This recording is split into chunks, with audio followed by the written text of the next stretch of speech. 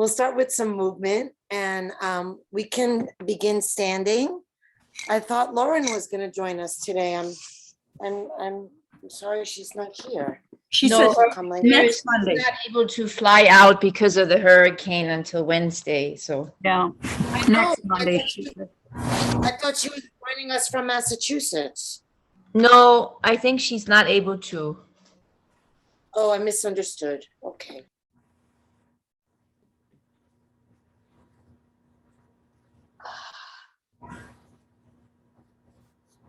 Oh. Okay.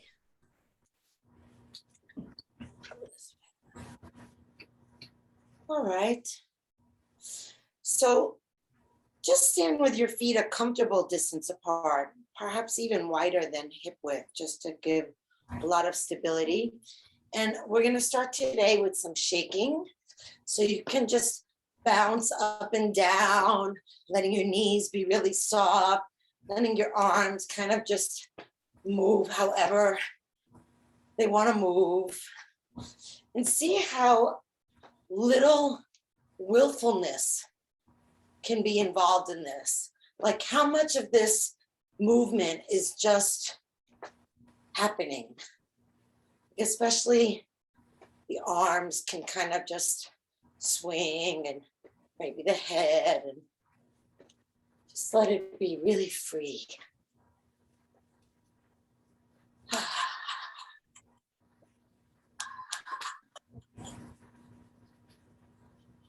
A little more bounce if you want, or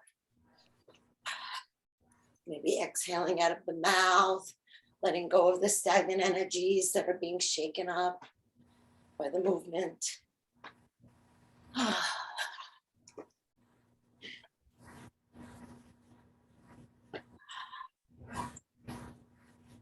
And then start to slow it down. Come to stillness. Close the eyes. And just feel the sensation, the shaking.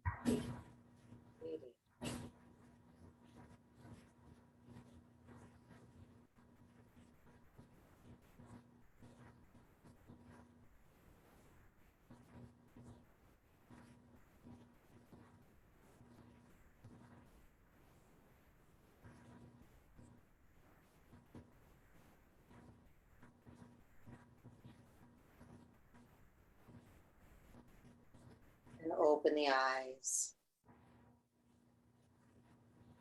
Soften the knees. And shift your weight so that you're over your left leg. And really feel all the weight coming down into the leg, into the foot, feeling the whole body being supported just by the left leg.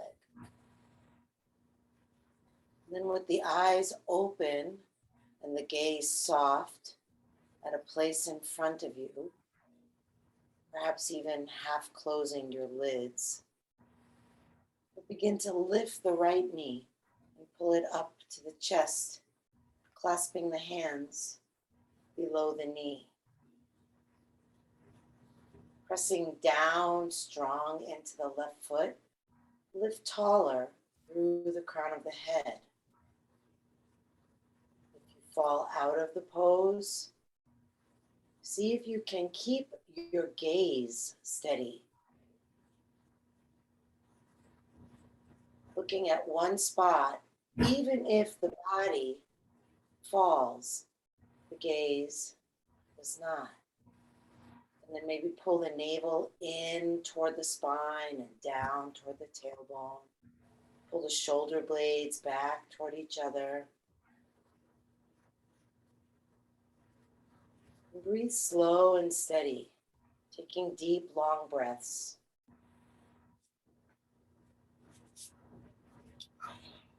And then slowly release that leg, stepping it out, closing the eyes.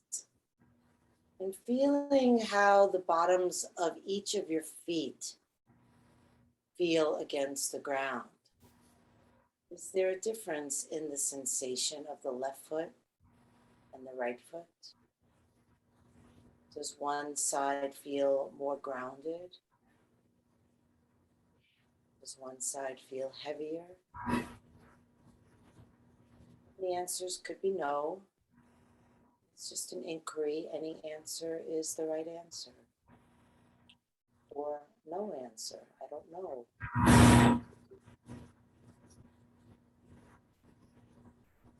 And then start to shift your weight over into the other foot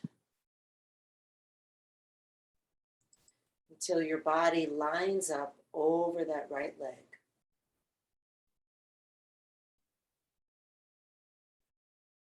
Again, opening the eyes,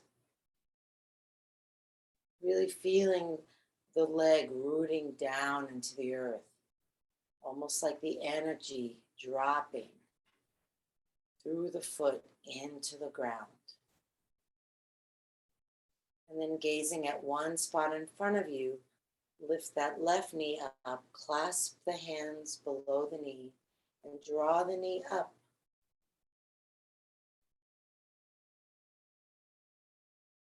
Deep, slow breaths with your attention on your breath can help stabilize the mind, which will still the body.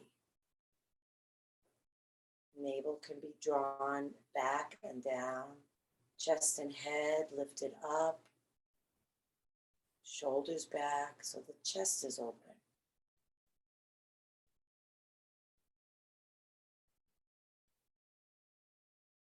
Stay with your breath, keep your gaze fixed. Just a few more breaths. See if you notice the mind wandering, and see if when the mind wanders, you recognize the correlation in the body, in the still mind, and the still body. And release the leg down, closing the eyes, and just seeing if there's any residual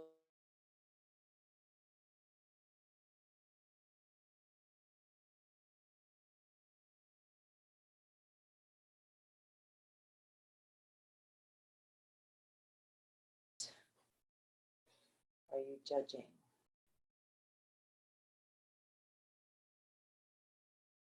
And then go back to feeling the sensations in the feet.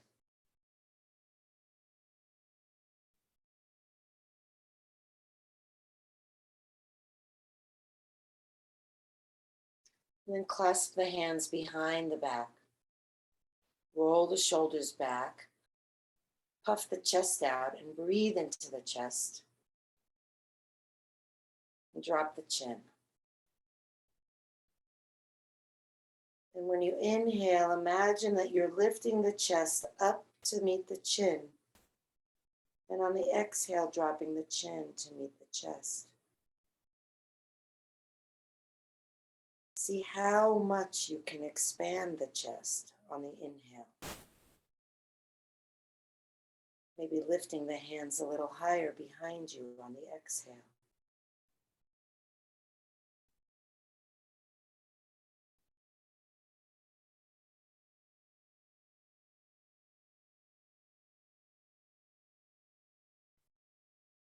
On your next inhale, reach the arms up.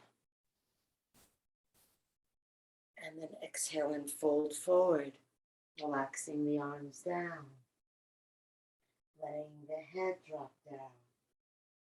And then slowly shifting your weight from the toes to the heels. Seeing if you have naturally begun to coordinate the breath with the rocking. And if you haven't, there's no need to, just something to be interested in. Slow inhale and a slow exhale. Maybe the rhythm of the movement is matching the rhythm of the breath, but maybe it's not. Doesn't have to.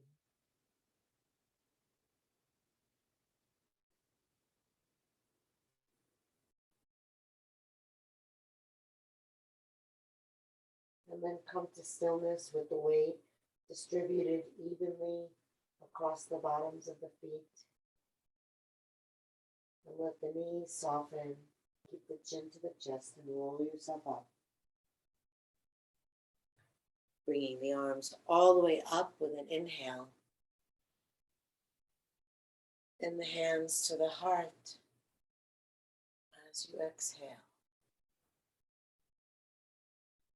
And then inhaling out and up again. And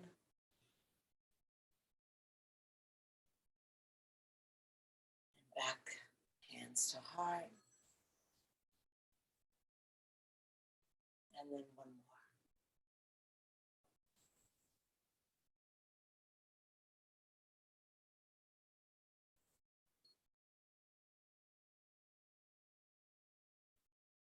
Just seeing how you feel.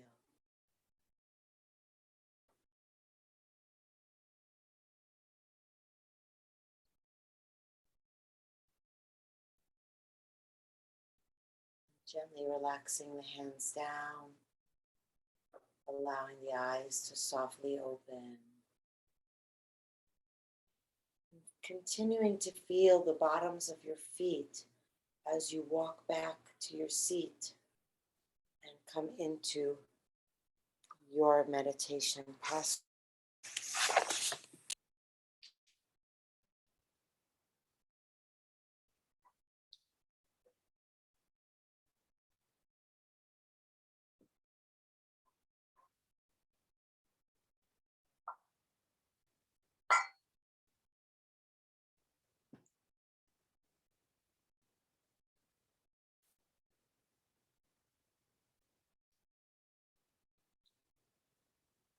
And closing the eyes again if that's comfortable for you, or just gazing down.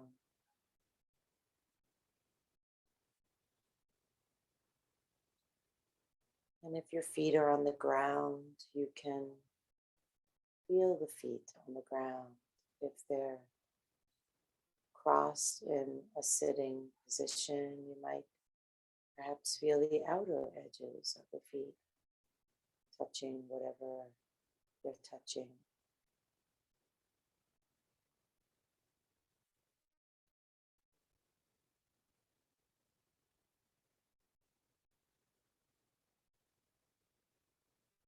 And then bringing awareness to the ankles.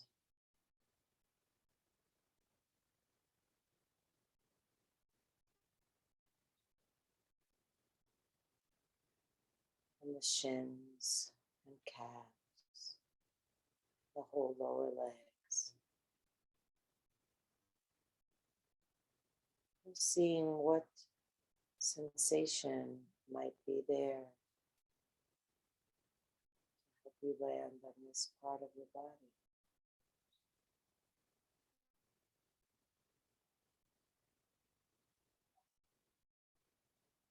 And bringing awareness to the knees.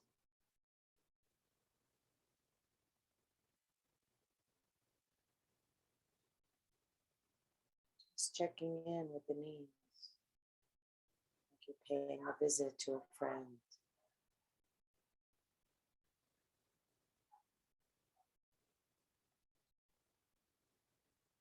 Moving awareness up into the thighs, to the backs of the upper legs.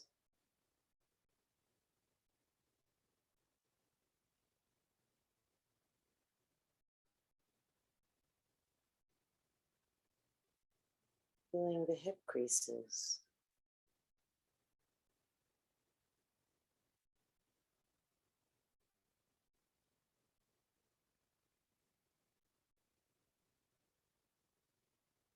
Noticing the pressure of the sit bones against what you're sitting on.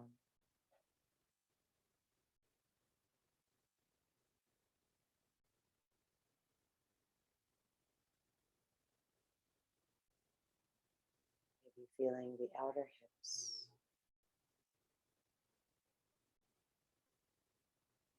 And the buttocks.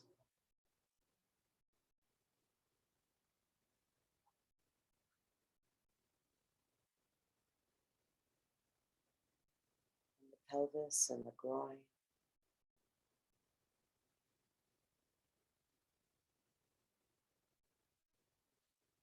Perhaps you can start to detect movement from the breath as we enter the torso.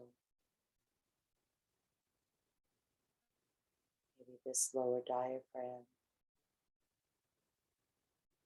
as we start to become aware of the belly.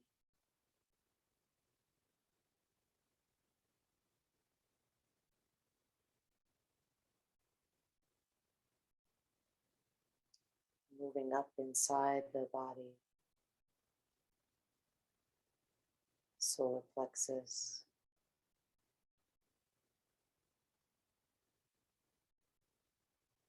maybe again noticing movement from breath, feeling the ribs,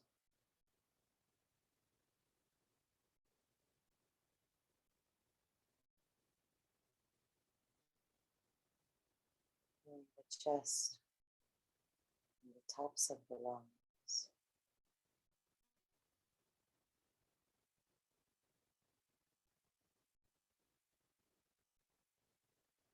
All the way up to the tops of the shoulders.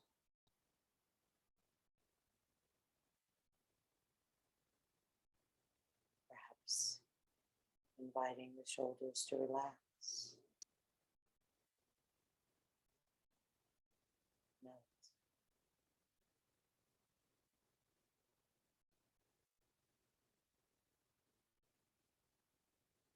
Moving awareness into the upper arms.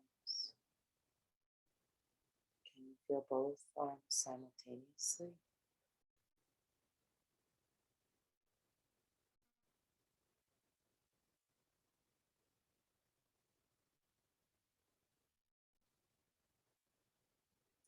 Feeling the elbows, the inner elbows and the outer elbows.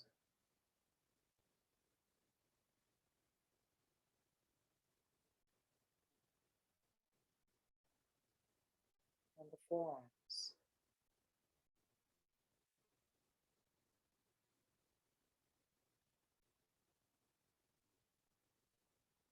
The wrists.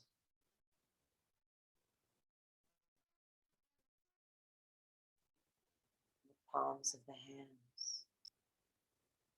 Can you feel the palms separate from the fingers?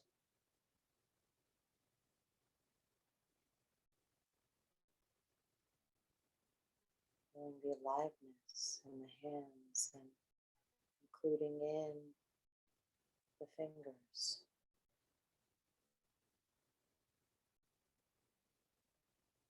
Just noticing how your attention there increases the aliveness that's there.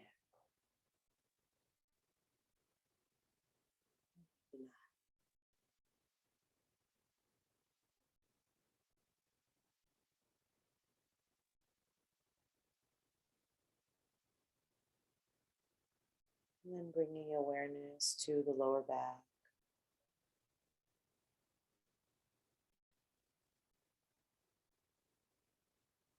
The mid back.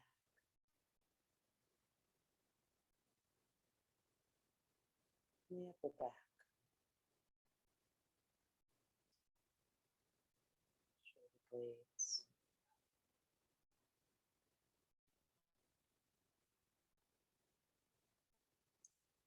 Feeling the back of the neck. Just noticing the sensation, not evaluating it, just like you're taking inventory, not critiquing. Feeling the front of the neck and the throat. Feels like this. That's all.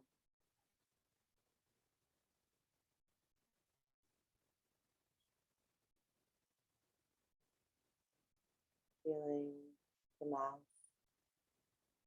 the tongue, the moisture, the hardness of the teeth.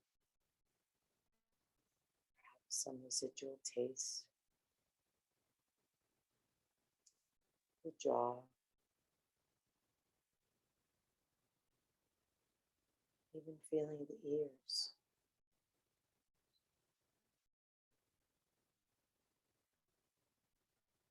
The nose.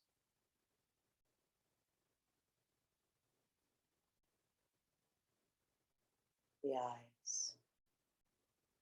And consciously relaxing the eyes even more.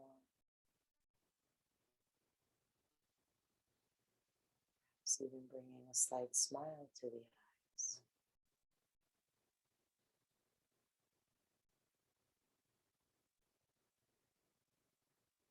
Feeling the forehead.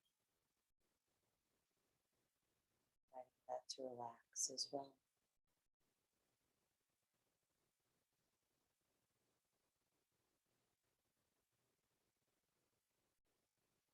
Aware of the crown of the head.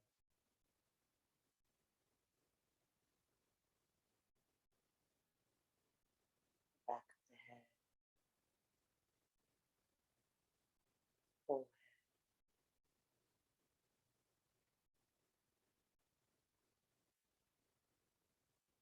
And feeling the whole body and imagining that you can take a deep breath to fill the whole body.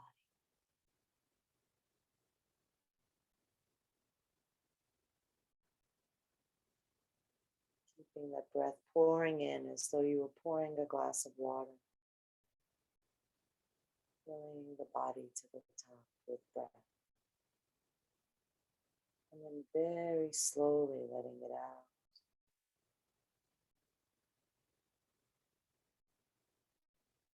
Letting the belly relax.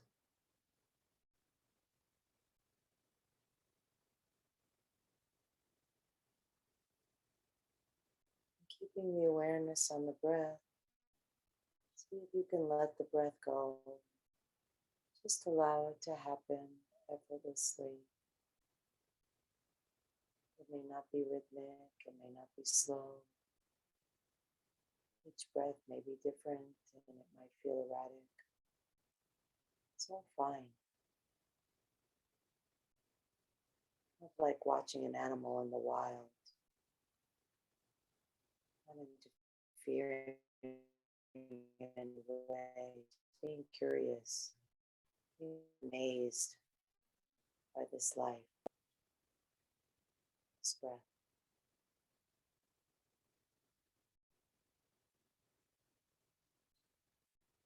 That same rapt attention on the breath that you like. You're fortunate enough to catch a glimpse of a bear, deer,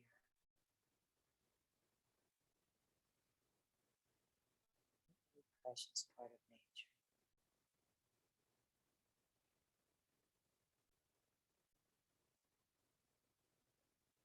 Just letting everything else go.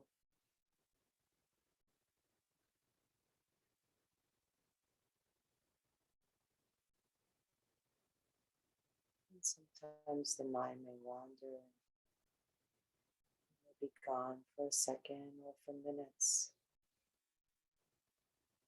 It's totally fine. The mind is also nature doing its own thing. And notice we're back.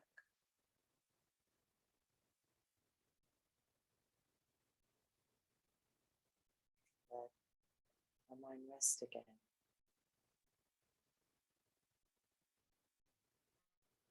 Be aware of breath.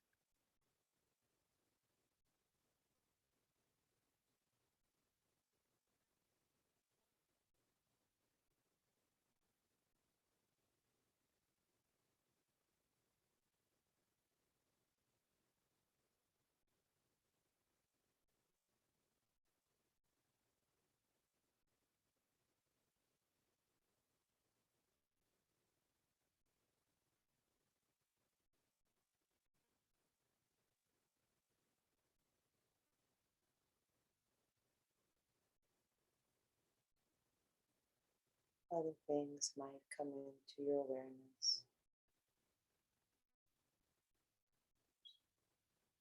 can welcome them as if other animals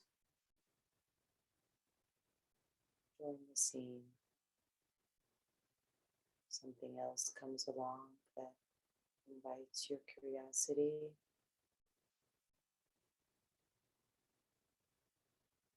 No need to push it away. Be with it for as long as you're interested, or until something else comes that asks for your attention. And if there's nothing, then the mind is anchored in the breath.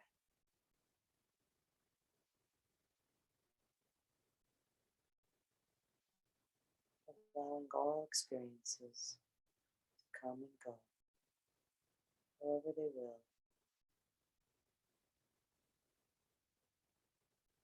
Letting them be known.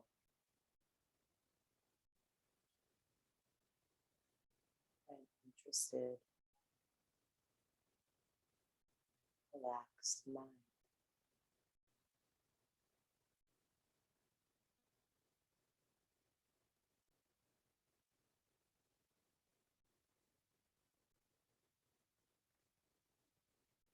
Keeping the body relaxed.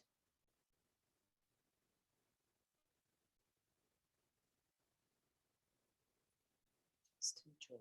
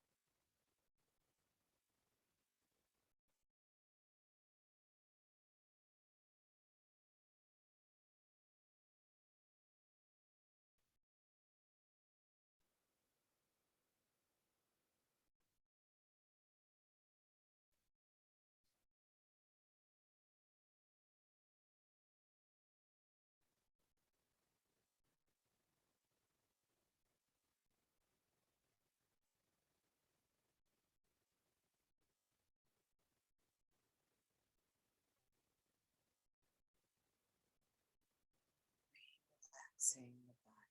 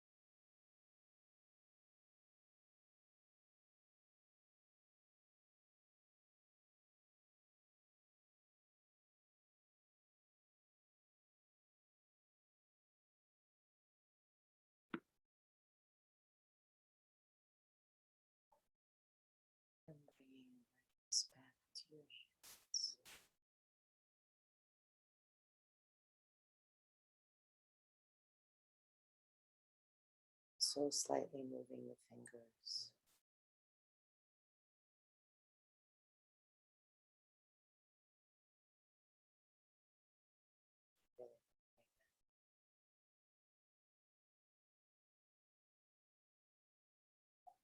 And then noticing the feet,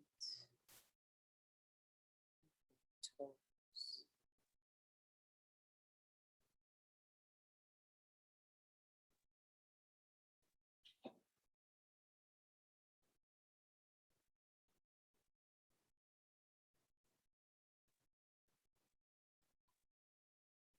Noticing the breath. See if it responds in any way to the sound.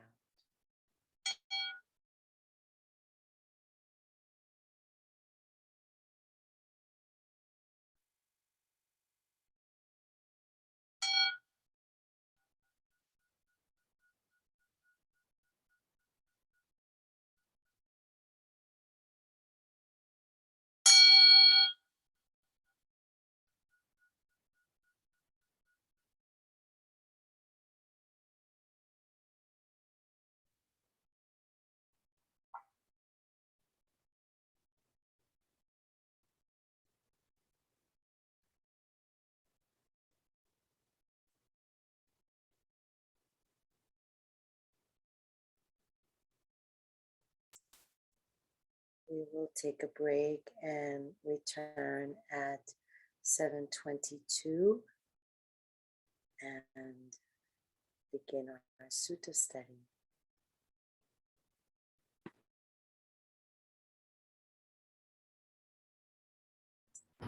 See, it might be just me, but I couldn't hear a word you said.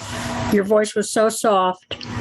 Every once in a while, one word would come through, but I couldn't hear any of that. I just let it wash over me and thought somehow that it would be okay, but I wasn't able to hear you. I was sad about it, but I didn't want to interrupt and say I can't hear, so I didn't know what to do. Yeah, I everybody's. had a little bit of that too. I could hear, but it was very soft. Yeah, I couldn't make it. Yeah.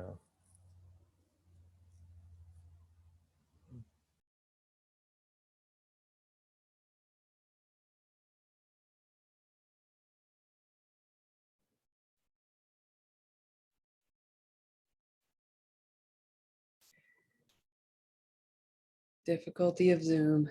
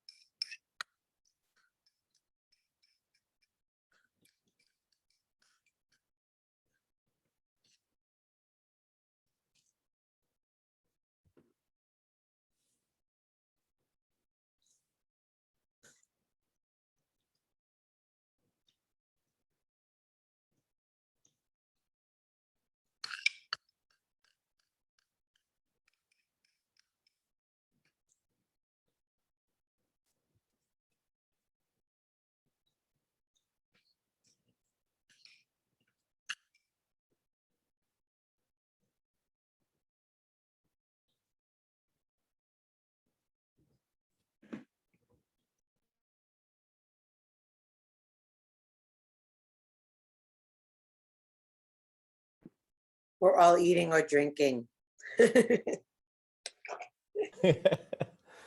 Bettina's probably off making her hot chocolate.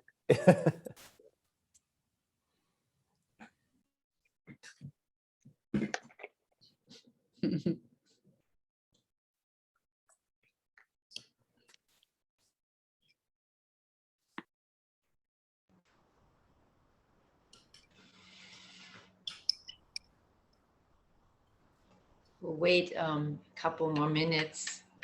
I don't think anybody else will come, but since we had said 7:25, I will just give it a couple more minutes. I will just start giving just a tiny introduction before we read the verses on the faith mind. I think it is actually almost 7:25, is it? I don't have a correct clock, I think, tonight. It's almost, 23. yeah. 23? Okay, well, I'll start talking a little bit, and then if somebody else joins, we will have not started reading the verses yet, the poem yet. But I'm sure that most of you or all of you know that it was a Buddhist monk by the name of Bodhidharma that was from the central region of Asia that brought Buddhism to China around the 5th to 6th century BC. Sorry, AD. And I think he was the third son of an Indian king, and he was supposedly the 28th patriarch of Indian Buddhism. So there was a direct link back all the way to the time of the Buddha. And he then became the first patriarch of Chinese Buddhism, and he passed on the Lamb transmission, which is basically when a master was passing on the teachings to the person that they basically found to be the most enlightened person, student in their group. And so it was passed on. The Lamb transmission occurred, and I think the next patriarch, the second patriarch, was called Huiki. I'm not really sure how it's pronounced, but it's Huiko, or Ke rather. And then the verses on the faith mind, which is a very, very renowned and very, very deeply profound Chan or Zen poem that was written by the third patriarch. And I'm just going to pull something up here. I'm not sure that I can still see you at the same time. I know Z taught me how to do this, but in this moment, I hope you can still see me. But I just want to let you know that Huiki eventually passed on the Dharma or the Lamb transmission to the next patriarch in line, who became the third patriarch. And his name was, in modern times, is Seung Kan. And that actually refers to, or is the translation of Seung Kan is gem monk. And apparently the transmission of the Lamb was conducted in the following koan-like encounter with his teacher Huiki that Seung Kan had. And it was a dialogue that went something like this. Huang Kan said, "I'm riddled with sickness. Please absolve me of my sin." And then Huiki replied, "Bring your sin here and I will absolve you." And then Seung Kan said after a long pause, "When I look for my sin, I cannot find it." And Huiki said, I have absolved you. You should live by the Buddha, the Dhamma, and the Sangha. And in that fashion it was that then the Lamb transmission occurred and Huiki passed on the Lamb or the teachings to his follower, the third patriarch, Sun Kan.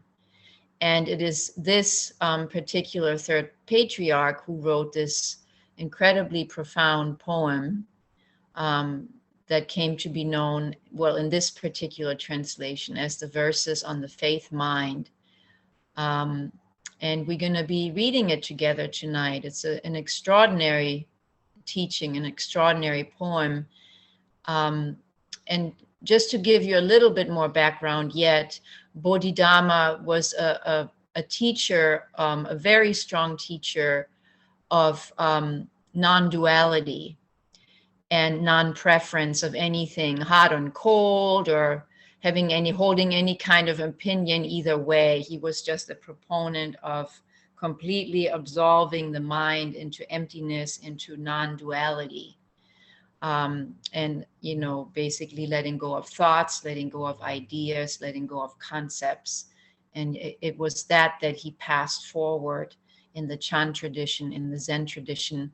And I don't know if we'll ever get there, but a very, very profound sutta of Chan or of Zen is the Lankavatara Sutta.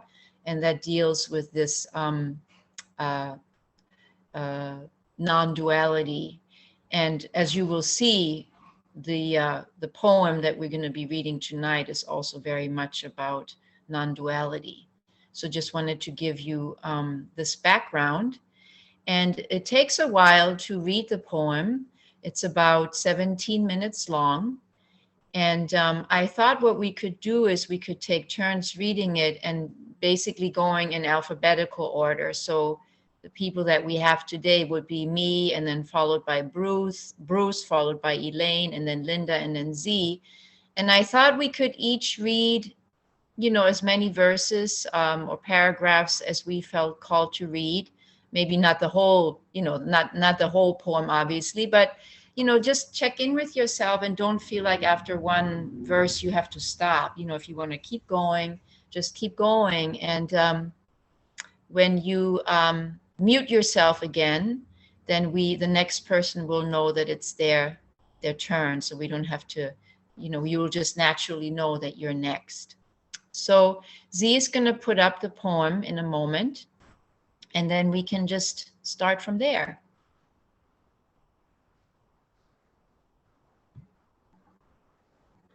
And is that the biggest that it can be, or can it be a little bit bigger? I'm okay with it. It's a little small, but.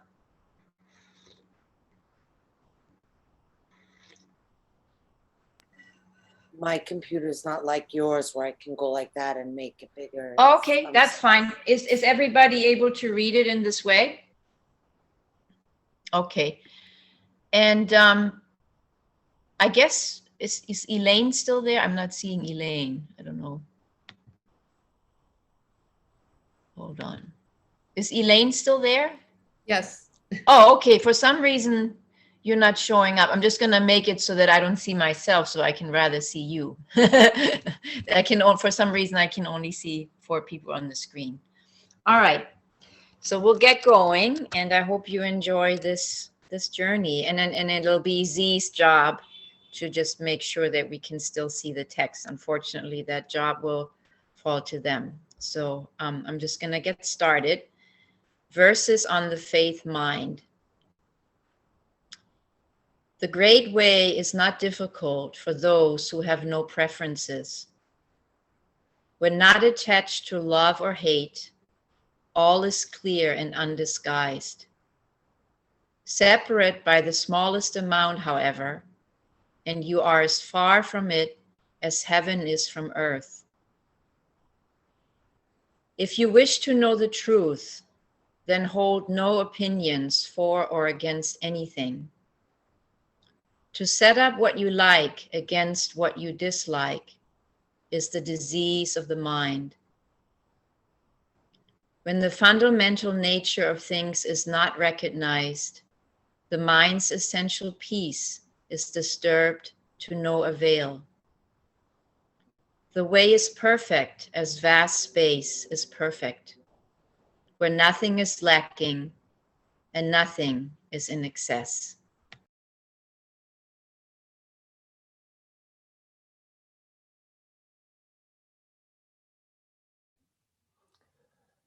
Indeed, it is due to our grasping and rejecting that we do not know the true nature of things.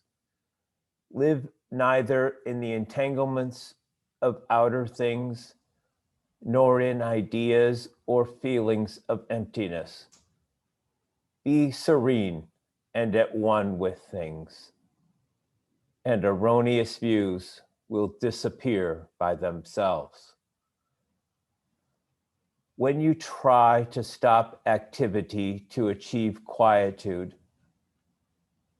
your very effort fills you with activity. As long as you remain attached to one extreme or another, you will never know oneness. Those who do not live in the single way cannot be free in either activity or quietude, in assertion or denial. Deny the reality of things and you miss their reality. Assert the emptiness of things and you miss their reality. The more you talk and think about it, the further you wander from the truth. So cease attachment to talking and thinking, and there is nothing you will not be able to know. To return to the root is to find the essence. But to pursue appearances or enlightenment is to miss the source. To awaken even for a moment is to go beyond appearance and emptiness. Changes that seem to occur in the empty world we make real only because of our ignorance.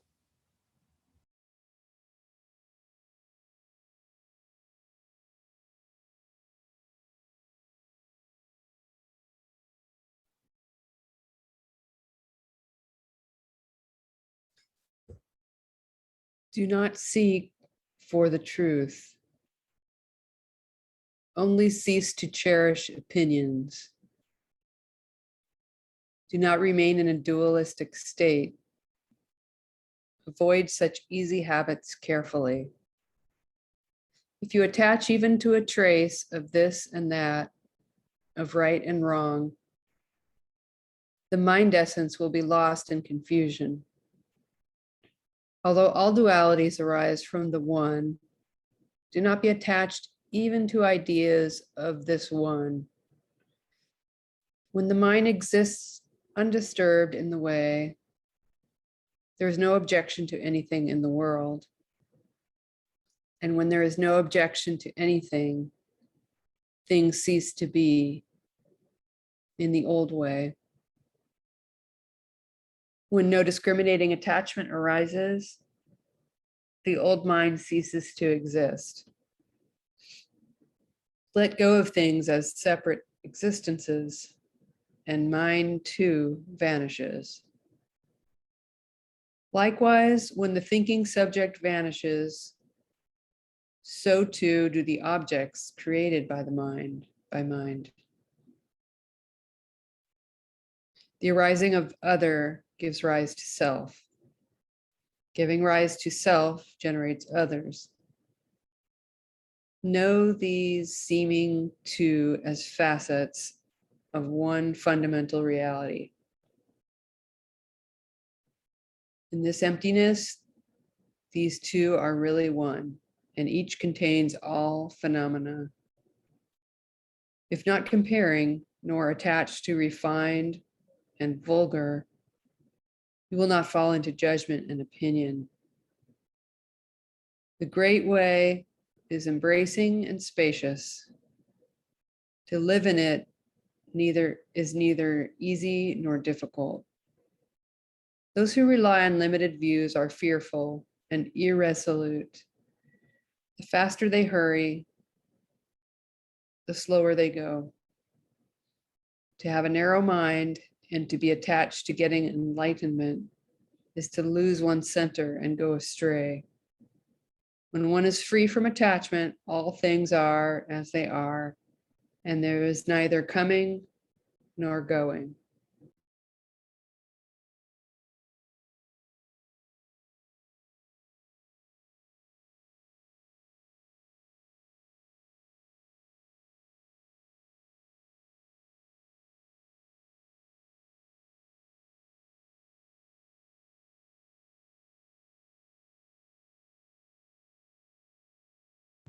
Linda, we Linda, can't you- hear you. We can't hear what you're saying. Sorry, you're going to have to start over again. You were muted. Sorry about I'm that. sorry, the mute didn't come off when I clicked. I didn't even see it. Sorry.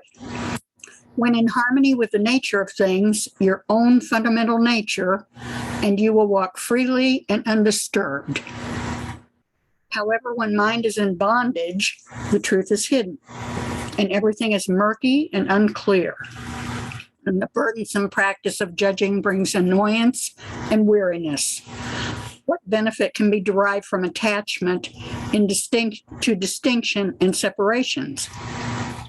If you wish to move in the one way, do not dislike the worlds of senses and ideas. Indeed, to embrace them fully is identical with true enlightenment.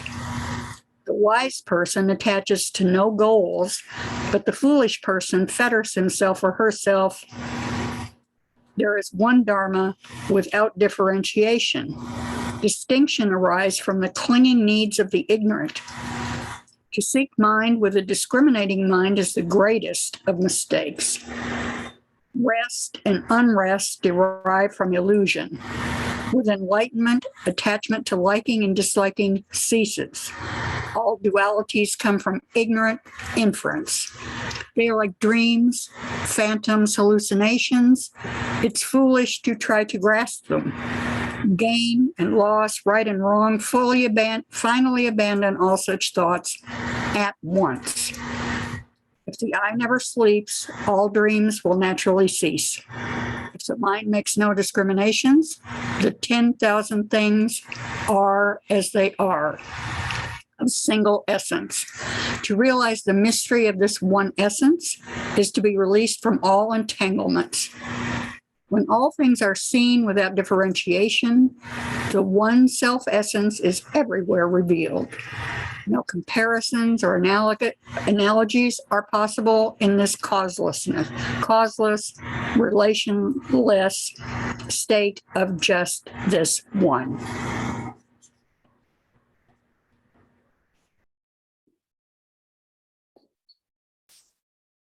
tell me if you can't hear me, okay? And then I'll just skip my turn.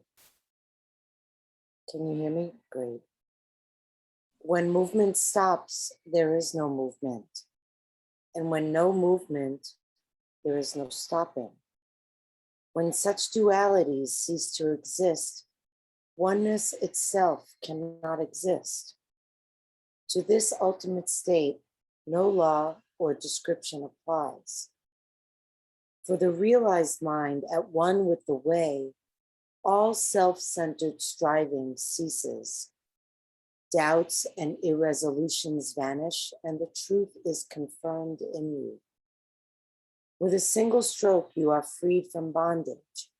Nothing clings to you, and you hold to nothing. All is empty, clear, self-illuminating, with no need to exert the mind. Here, thinking, feeling, understanding, and imagination are of no value. In this world, as it really is, there is neither self nor other than self.